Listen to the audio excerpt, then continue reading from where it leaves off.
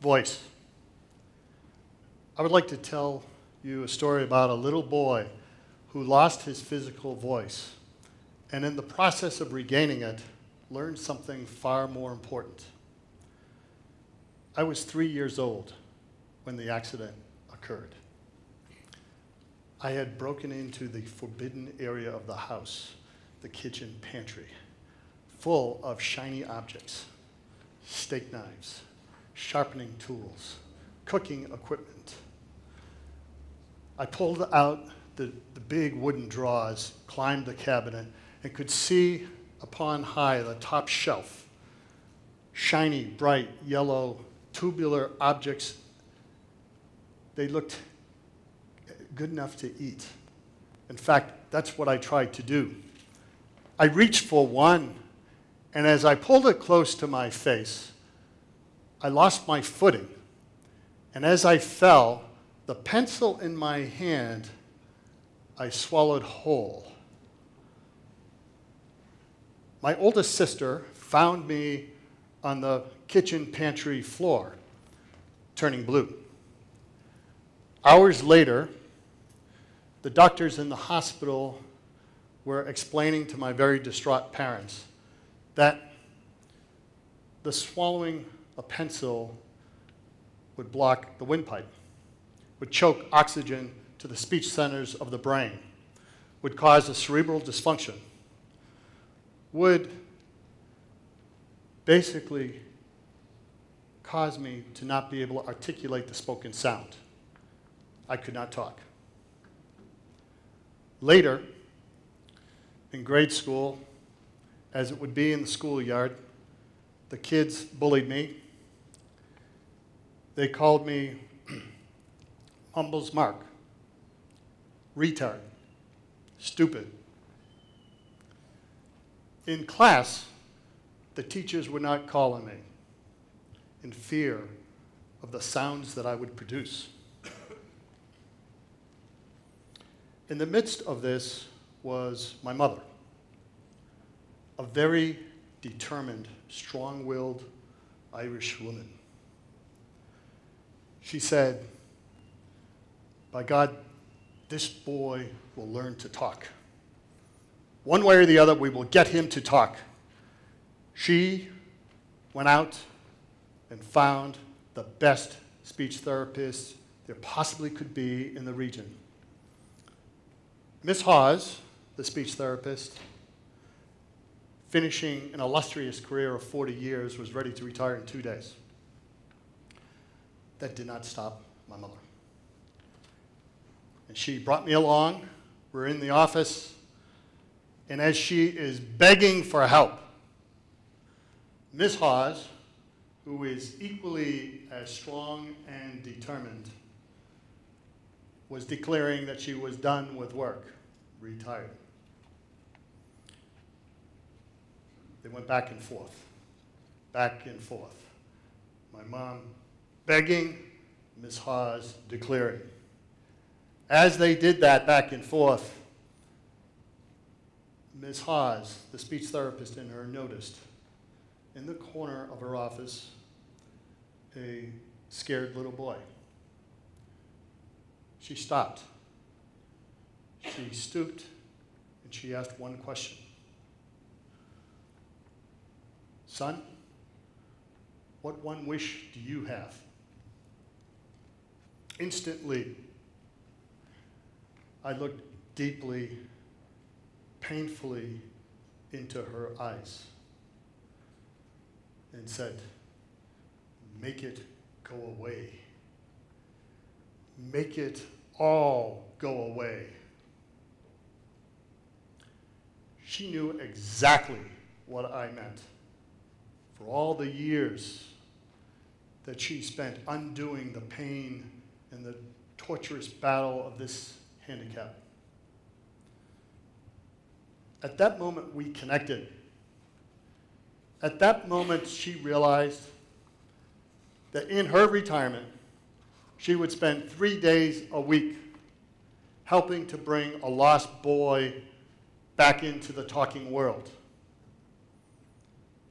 So my mother, 4 days a week, Ms. Hawes 3 days a week for hours, days, weeks, months, years, helping me with gargling with marbles and marshmallows, blowing bubbles, reading thousands of letter-sound combinations to help me to get to a point where at age 7, I was able to talk proficiently.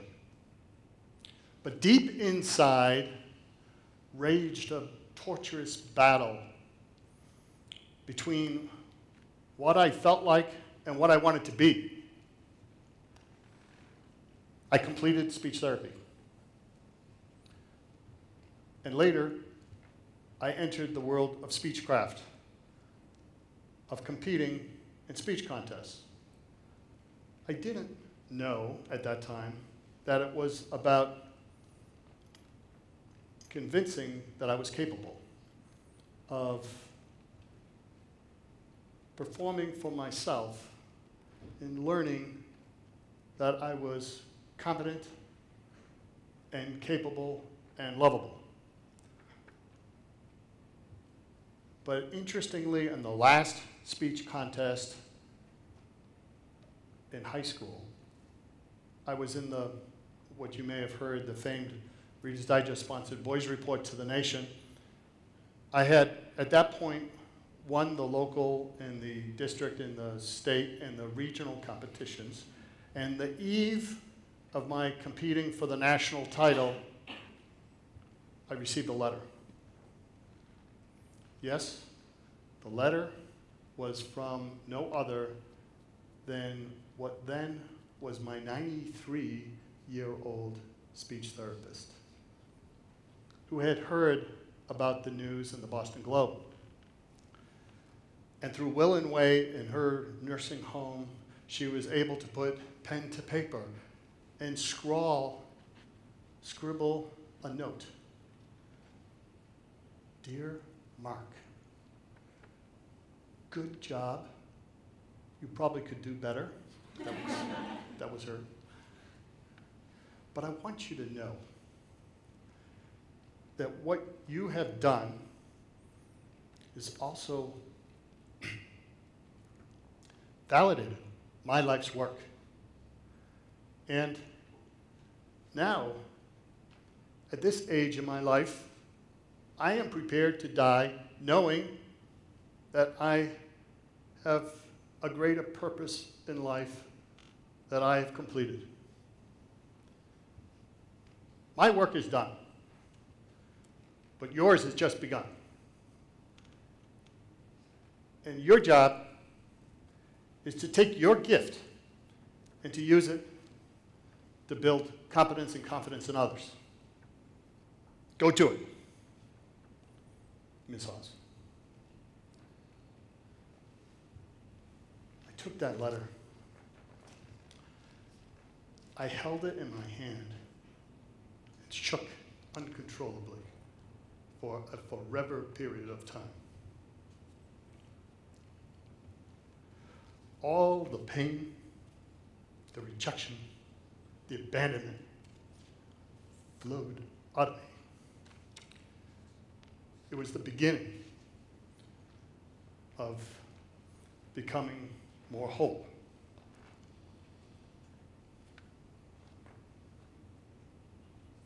So, what is the point of this pencil story? Fundamentally, I believe that we all have symbolic pencils that fight us and get in the way, that are obstacles to finding our voice. We start in life with a certain amount of insecurity. There's a journey. We have a slow discovery process in building our competence and our confidence. This journey requires us to be honest and authentic with our real self, warts and all, to run truth to ground. Sometimes it means facing our demons and our shortcomings in a most vulnerable space. Steel doesn't become steel until it goes through the heat of the fire. It takes courage to build competence and confidence. How do we get this courage? The lion in The Wizard of Oz found that there were no shortcuts. He found he had to leave his comfort zone in facing the wizard and the Wicked Witch on new terms. Experience forces us to make choices, to do nothing, to do more of the same, or to do something new. That is, to bravely gather a less than perfect self and march forward into the unknown. Now, the lion, at the right moment, was uncharacteristically able to support Dorothy, stand up for Dorothy, in facing harsh authority. In the process, he put himself on the line. This is when courage speaks. This is when we learn more of what we can be. The secret sauce of making better best is to use that courage, to use the caring spirit that I learned from my mother, and the disciplined commitment that I learned from Miss Hawes. It is courage, caring, and commitment that is the trifecta for growing our competence and our confidence. So, at the end of the day, are you bringing your courage and your confidence, your courage, your caring, and your commitment to your efforts? Are you doing and developing what's most important to you? Are you listening to your voice? Emerson once said, "What you are speaks so loudly, I cannot hear what you're saying." So let your voice speak to be heard. Let your gifts shine in the actions that follow. For me, thinking back, oh so long ago, to that little curious, adventurous boy, who knew on that fateful day that a small little pencil would have taken my voice and in the end gave it to be a much stronger voice when I got it back. Thank you.